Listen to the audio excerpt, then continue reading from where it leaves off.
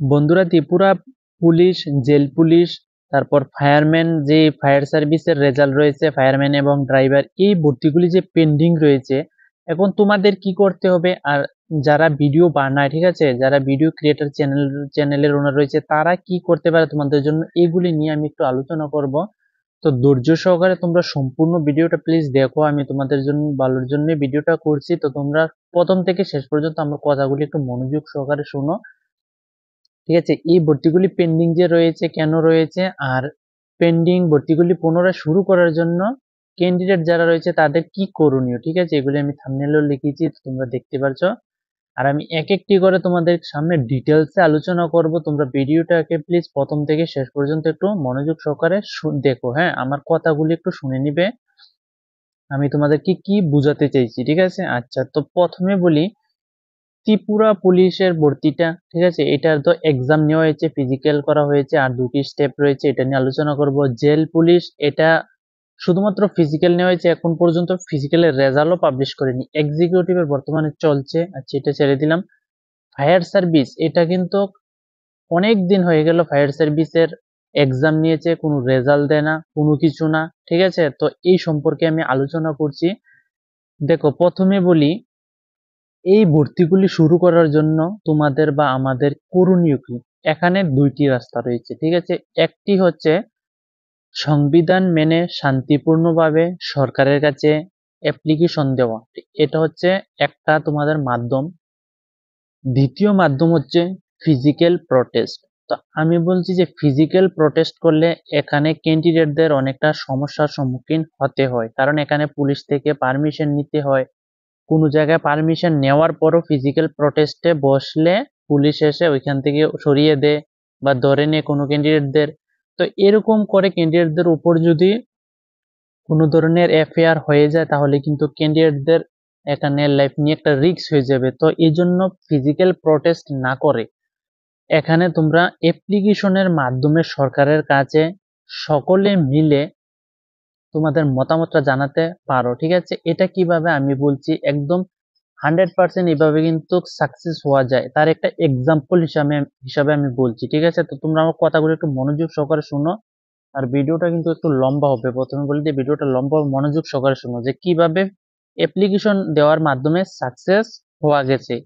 দেখো, কিছুদিন আগে যারা জানুনি তাদের জন্য বলছি, ইউপি পুলিশের মধ্যে 60,000 244টি ভ্যাকেন্সি ভর্তি এসেছিল। ঠিক আছে, কনস্টেবলে 60,244টি ভ্যাকেন্সি, কনস্টেবলে ভ্যাকেন্সি এসেছিল উত্তরপ্রদেশ পুলিশ ডিপার্টমেন্টের তরফ থেকে। আচ্ছা, ওইখানে এলিজিবিলিটি ক্রাইটেরিয়া, তোমাদের এজ লিমিটটা ছিল 18 থেকে 22 বছর। আমি কেন ইউপি পুলিশ নিয়ে আলোচনা করছি এটা তোমরা এক্সাম্পল হিসাবে বলছি, একটা দেখলে তোমরা বুঝতে পারবে যে ক্যান্ডিডেট ওইখানে কি করে তাদের সাকসেস পেয়েছে। ঠিক আছে, আচ্ছা, এটা আমি তোমাদেরকে এই জন্য বলছি, 18 থেকে 22 বছর এজ ছিল ইউআর ক্যাটাগরির জন্য। ঠিক আছে, আর উত্তরপ্রদেশ পুলিশের মধ্যে লাস্ট রিক্রুটমেন্ট হয়েছিল 2019 সালে। 2019-এর পরে 23-এর শেষের দিকে এসেছে তোমাদের যে অনলাইন আবেদন সংক্রান্ত নোটিফিকেশন আর রিক্রুটমেন্ট।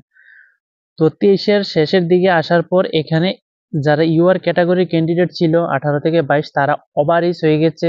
ওভার এজ হওয়ার পর উত্তরপ্রদেশের যে সমস্ত ক্যান্ডিডেটরা রয়েছিল তারা কি করেছে, তারা অ্যাপ্লিকেশন করেছে। ঠিক আছে, অ্যাপ্লিকেশন করেছে কার কাছে, তাদের যে লোকাল এমএলএ রয়েছে, লোকাল এমএল।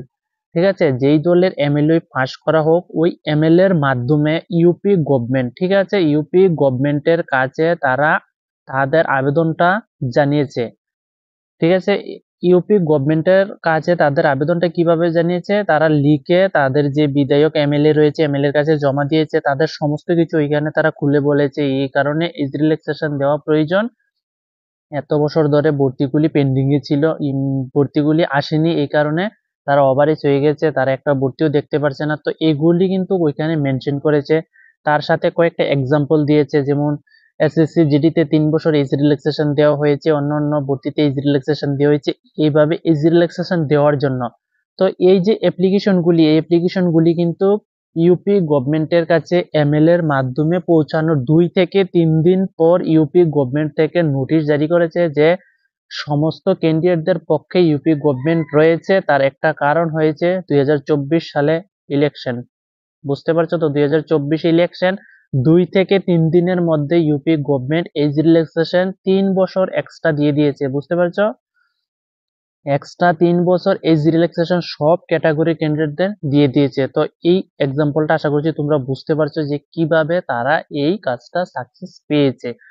তো আমরা বলছি যারা ত্রিপুরার ক্যান্ডিডেট রয়েছে, তোমরা এই ভর্তিগুলি পুনরায় শুরু করার জন্য তোমাদের যে লোকাল এরিয়ার এমএলএ রয়েছে, সেই লোকাল এরিয়ার এমএলএ কে তোমরা অ্যাপ্লিকেশন লিখতে হবে যে এরকম করে টু দা এরকম করে লিখবে টু দা এমএলএ, ঠিক আছে? এরকম করে যে ফরম্যাটে লিখে অ্যাপ্লিকেশন লিখবে। অ্যাপ্লিকেশনের মধ্যে তোমাদের সমস্ত স্টেপ লিখবে যে এই তারিখ থেকে এই তারিখে রিক্রুটমেন্ট বের হয়েছিল, হ্যাঁ, ত্রিপুরা পুলিশ বা জেল পুলিশ ফায়ার সার্ভিসের কত তারিখ এক্সাম নিয়েছিল।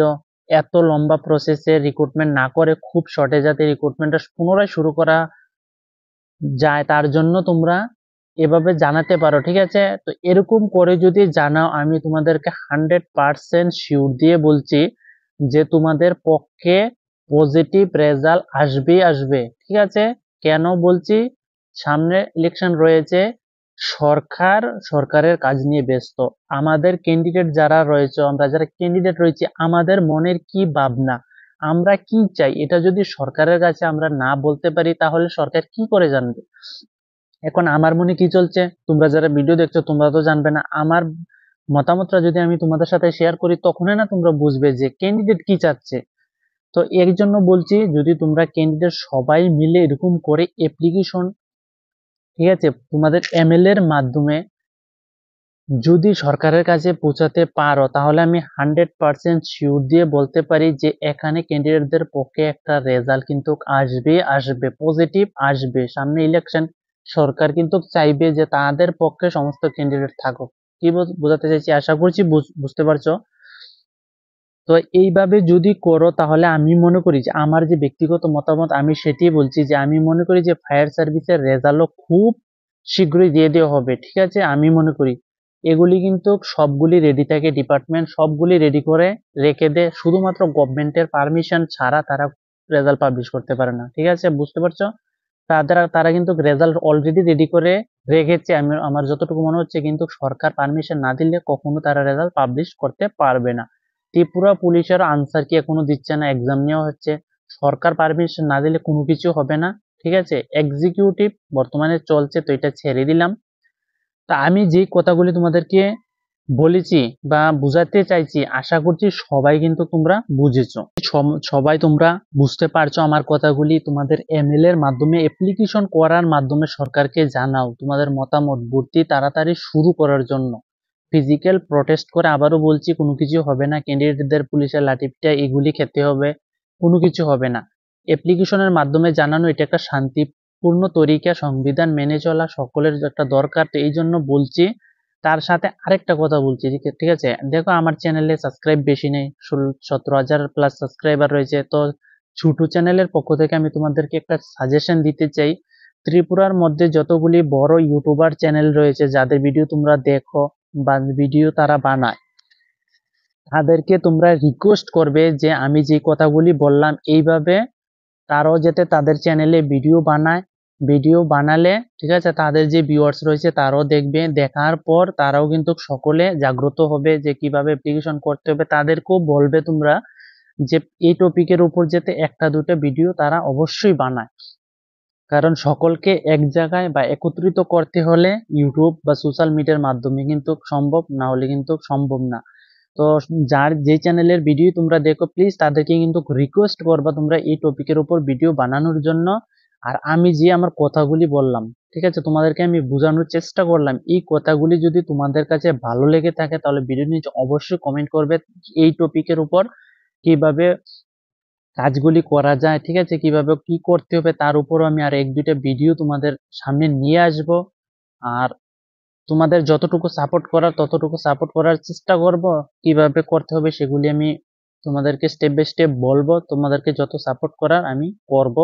তোমরা ভিডিওটা যদি ভালো লেগে থাকে অবশ্যই ম্যাক্সিমাম মানুষের কাছে তোমরা শেয়ার করে দিবে, যাতে সকলে এই কথাগুলি মানে একটু বুঝে আর মনোযোগ সহকারে শুনে তোমরা অন্যান্য যে চ্যানেল ক্রিয়েটর রয়েছে ভিডিও করে তাদের বড় বড় চ্যানেলে অবশ্যই তোমরা কমেন্টের মাধ্যমে এগুলি বলবে, ঠিক আছে, এই টপিকের উপর ভিডিও বানানোর জন্য।